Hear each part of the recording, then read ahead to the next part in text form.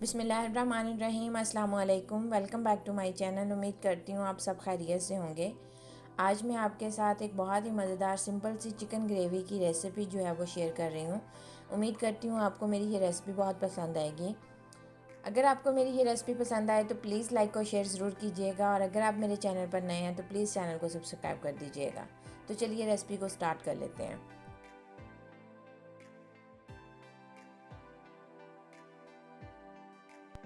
मैंने एक कढ़ाई में 1 टेबलस्पून बटर लेके उसको मेल्ट कर लिया है, और उसमें कुछ खड़े स्पाइसेस जो हैं वो ऐड किए हैं, जिसमें हाफ़ टी स्पून साबुत काली मिर्च, हाफ़ टी स्पून साबुत ज़ीरा, एक इलायची, 2 लौंग और एक स्मॉल दालचीनी का टुकड़ा जो है वो मैंने उसको ऐड किया है। और ऐड करने के बाद मैंने तकरीबन उसको 30 सेकंड के लिए रोस्ट कर लिया था।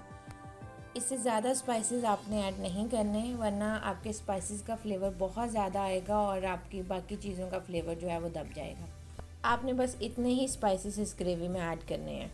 जैसे ही मेरे स्पाइसेस थोड़े से रोस्टेड हुए हैं तो मैंने इसमें एक मीडियम साइज़ का स्लाइस्ड प्याज ऐड किया है, और एक मीडियम साइज़ का टमाटर और 3 से 4 हरी मिर्चें काट के जो है वो ऐड कर दी हैं, और इनको अच्छे से मिक्स कर लिया। यहाँ पे आपने चीज़ों को जस्ट मिक्स करना है। अब हम इसमें कुछ पाउडर मसाले जो है वो ऐड कर देते हैं। पाउडर मसाले में मैंने 1 टीस्पून हल्दी, 1 टीस्पून लाल मिर्च का पाउडर और 1 टीस्पून ही नमक इस्तेमाल किया है, और मैंने इन तमाम इंग्रेडिएंट्स को एक गुड मिक्स दिया है जस्ट।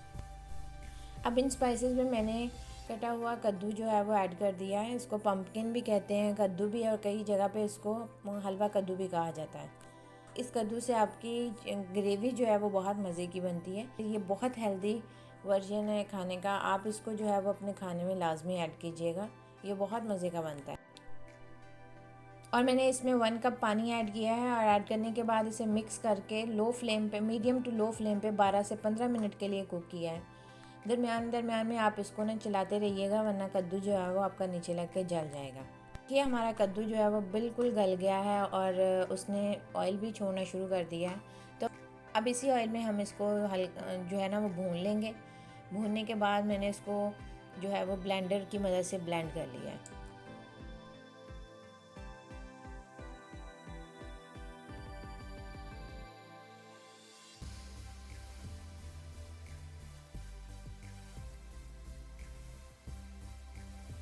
दोबारा उसी कढ़ाई में मैंने 1 टेबलस्पून जो है वो ऑयल लिया है, और 1 टेबलस्पून ही दोबारा से बटर लिया है, और उनमें 1 टेबलस्पून जिंजर गार्लिक का पेस्ट डाल के उनको हल्का सा फ्राई किया है। और फ्राई करने के बाद मैंने इसमें तकरीबन 750 ग्राम के करीब जो है वो चिकन ऐड किया है, और चिकन को मैंने इतना पकाया है कि उसका कलर जो है वो गोल्डन ब्राउन हो गया है।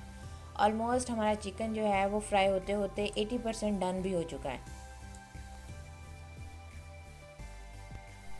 इस स्टेज पे आपने अपने चिकन को मुसलसल हिलाते रहना है, वरना आपका लहसुन अदरक का पेस्ट जो है वो जल जाएगा, और उसका बहुत ही जला हुआ फ्लेवर आएगा, जो कि बिल्कुल खाने में अच्छा नहीं लगेगा। हाँ, अगर आपको लग रहा है कि आपका जिंजर गार्लिक का पेस्ट जो है वो हिलाने के बावजूद भी जल रहा है, तो उसमें 1 to 2 टेबलस्पून जो है वो पानी ऐड करके उसको हल्का हल्का फ्राई करते रहें। जब आपके चिकन का कलर जो है वो बहुत ही खूबसूरत सा गोल्डन सा कलर आ जाए, तो आपने जो पम्पकिन का पेस्ट बनाया था वो इसमें ऐड कर देना है। देखिए यहाँ पे मैंने पम्पकिन का पेस्ट ऐड कर दिया और इसको मिक्स किया है। लेकिन ये मुझे थोड़ा गाढ़ा लग रहा है, तो मैंने जिस ब्लेंडर में उसको ब्लेंड किया था उसी में ही 1 कप पानी डाल के जो है वो सारी चीज़ों को मिक्स करके मैंने चिकन के मिक्सचर में डाल दिया है। अब जो है हम चाहते हैं कि जो हमारे पम्पकिन के अंदर मसालों का फ्लेवर है वो हमारे चिकन के अंदर भी चला जाए, तो हमने इसको हिला के तमाम इंग्रेडिएंट्स को अच्छे से मिक्स करना है, और मिक्स करने के बाद कवर करके लो हीट पे जो है वो तकरीबन 5 से 6 मिनट के लिए जो कुक होने के लिए छोड़ देना है। तो देखिए माशाल्लाह हमारी चिकन की ग्रेवी कितनी मज़े की तैयार हुई है। अब आप इसमें गार्निश जो है वो अपनी रिक्वायरमेंट के अकॉर्डिंग कर सकते हैं। तो मुझे जिंजर का जो है वो हल्का हल्का सा क्रंच बहुत अच्छा लगता है। मैंने इसमें जिंजर के स्लाइसेस, हरी मिर्चें और हरा धनिया जो है वो काट के ऐड किया है। आप अपनी रिक्वायरमेंट के मुताबिक कोई भी गार्निश कर सकते हैं।